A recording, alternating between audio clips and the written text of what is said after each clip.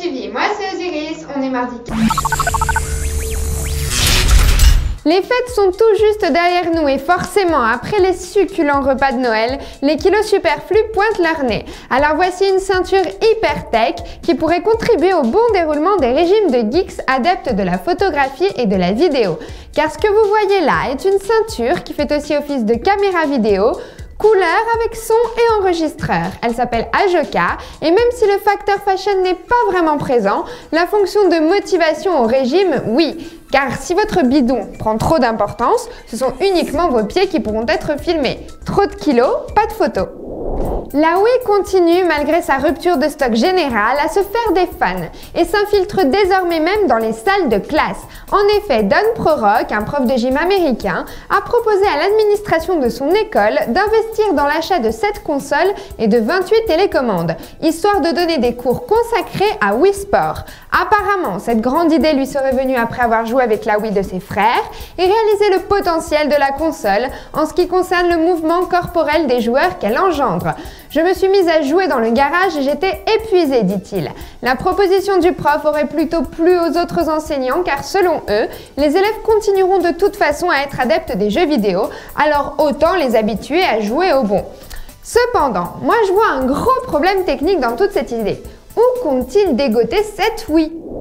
Amazon confirme le fait d'être une concurrence croissante pour Apple, car comme on le sait, outre 30 000 labels indépendants, le géant du commerce électronique a convaincu Sony BMG, EMI, Universal Music et Warner Music d'abandonner les DRM sur son disquaire, ce qui fait qu'Amazon MP3 possède à ce jour un catalogue de 3,1 millions de titres sans DRM, le tout à un prix inférieur à iTunes et ça forcément, ça fait pas beaucoup de bien à la pomme. Eh bien, ça n'est pas tout, car Amazon a décidé de piquer une idée qu'avait eu Apple en 2004 lors de la Super Bowl, qui offrait 100 millions de morceaux à télécharger gratos sur iTunes. Eh bien, cette fois, le 3 février prochain pour être exact, c'est Amazon qui éditerait 5 milliards de bouteilles de Pepsi et 1 milliard d'entre elles contiendront un code permettant le téléchargement d'un titre. Une chance sur 5 de remporter une chanson, quoi. Tout ça se fera avec l'aide de Sony BMG et l'offre sera lancée par Justin Timberlake, ce qui est plutôt alléchant. Et forcément, l'une des meilleures formes de combattre la concurrence est la diversification, et ça, Apple semble l'avoir compris. C'est sûrement pourquoi la boîte se lancerait prochainement dans la location de films. L'idée serait le lancement d'un service permettant de louer des films issus des catalogues de Fox, Warner Bros et d'autres studios hollywoodiens via iTunes, ce qui viendrait quelque peu secouer le marché de la location de films, qui est évalué quand même à 9 milliards de dollars aux States, à confirmer ce soir lors de l'Apple Expo. Et puisqu'on parle de location de films, autant annoncer qu'Apple ne sera absolument pas seul sur le marché, puisqu'effectivement Netflix va mettre au point avec LG une sorte d'Apple TV, pouvant se connecter au net et télécharger du contenu vidéo à voir sur la télé familiale. Et tout ça pour la fin de l'été. Et puis c'est pas tout, puisque la boîte a aussi annoncé un nouveau plan de location illimité, ça promet.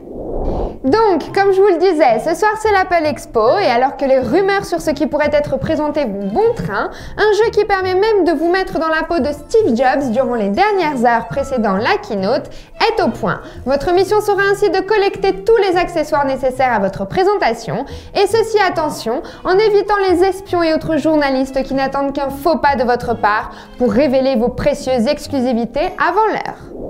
En parlant des rumeurs vis-à-vis de la keynote de Mr. Jobs, voici les plus populaires, histoire d'appréhender un peu.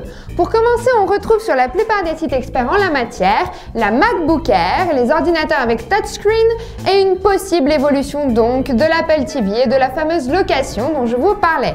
Avec peut-être même l'apparition d'un téléviseur Apple, pourquoi pas. En tout cas, c'est donc à 19 h et des sites tels que MacBidou le suivront de près. On vous laisse le link pour vous informer. Sur ce, gros bisous et à demain sur Mobuzz TV. Ciao!